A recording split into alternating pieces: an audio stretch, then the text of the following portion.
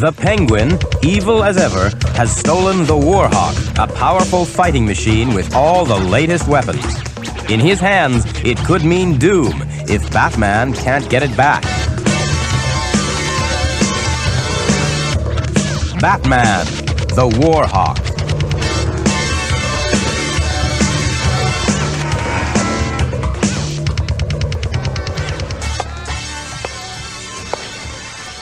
It's the greatest advance we've ever made, Bruce, said Alan Lance, chairman of the board of Gotham Aircraft Company. Bruce Wayne was impressed as he walked with his friend into what was probably the largest hangar ever built. In front of them was a tremendously long military plane, unlike anything he had ever seen before. As Bruce and Alan stood at one end of it, they could barely see the other end of the plane. It was as big as that.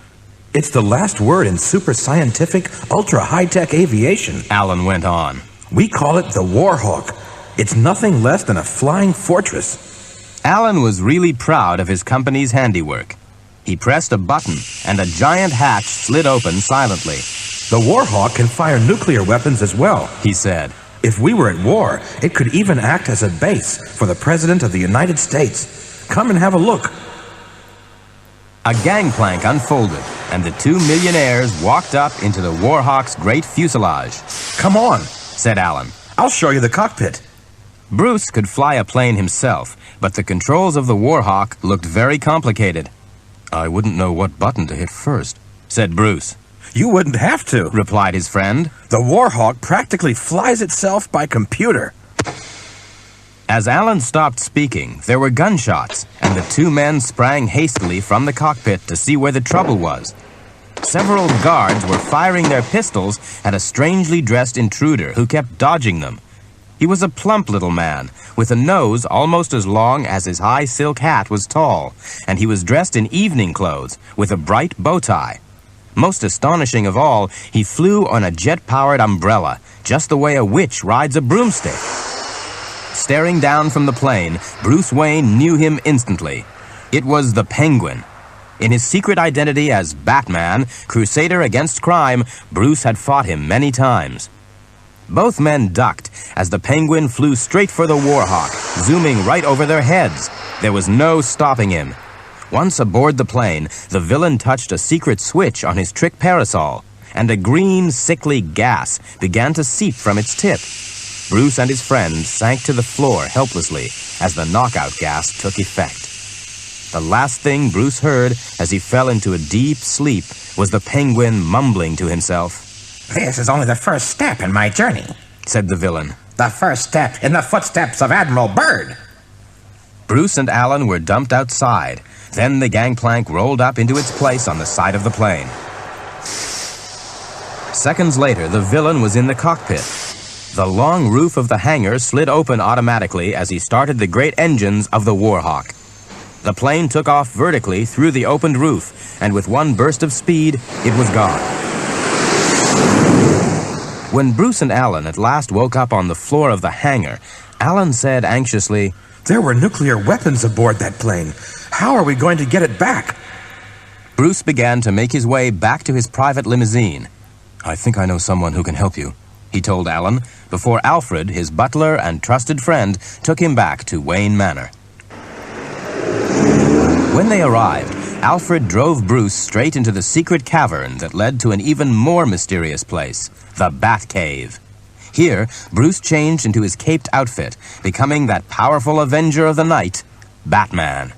Will you need the Batmobile, sir? Asked Alfred.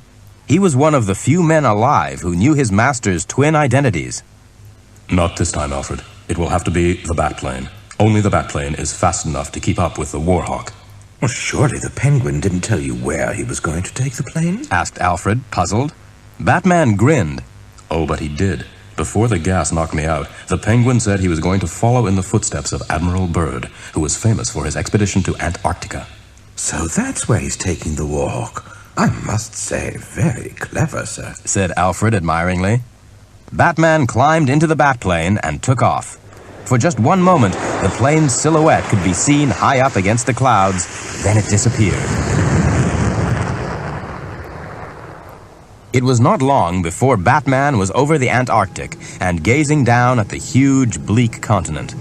He thought, He won't hide from me. His plane will leave a trail of heat, and I can follow it on my infrared screen. Sure enough, he soon found the Warhawk. Batman landed his plane some distance away behind a huge snowbank and set out to trudge his way through the deep, deep snow. As he neared the Warhawk, Batman slowed down. In front of him was a huge fortress, something like a medieval castle, carved out of ice. What could it be?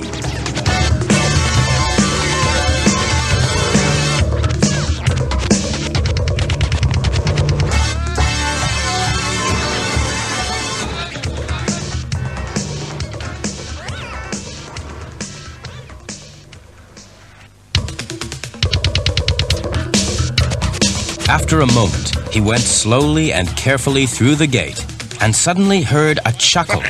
His arch-enemy was in the courtyard, feeding hundreds of his pet birds. Some were in heated cages, and others were flying freely around the icy towers of the Penguin's home base.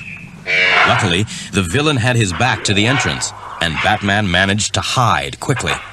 The Penguin was talking happily to his birds. You think this place is a bird sanctuary, my feathered friends, Said the Penguin. But soon, very soon, it will be quite a different kind of sanctuary. Interested, Batman tried to move closer to hear properly. Soon, this whole continent of Antarctica will be mine. Boasted the villain. I'll rule it myself. There'll be no police and no prisons. It's going to be a sanctuary for criminals who will pay me good money to keep them safe from the police of every country in the world. Once they are here, no one will be able to arrest them. So that's his plan. Thought Batman, edging still closer. Worst of all, the Penguin's new country will have nuclear weapons. He could easily start a third world war. I've got to get the Warhawk back to Gotham.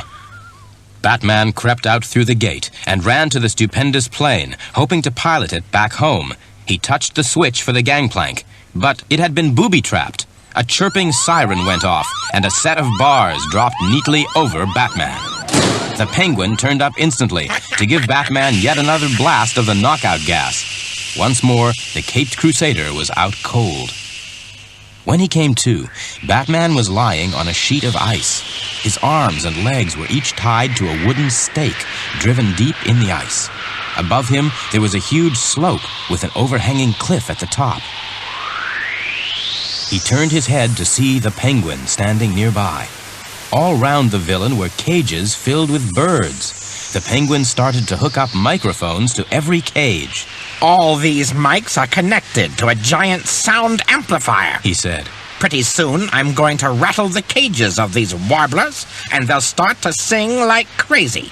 There'll be so much noise from the amplifier that it will cause an avalanche, bringing down tons of snow and ice from that cliff just above you.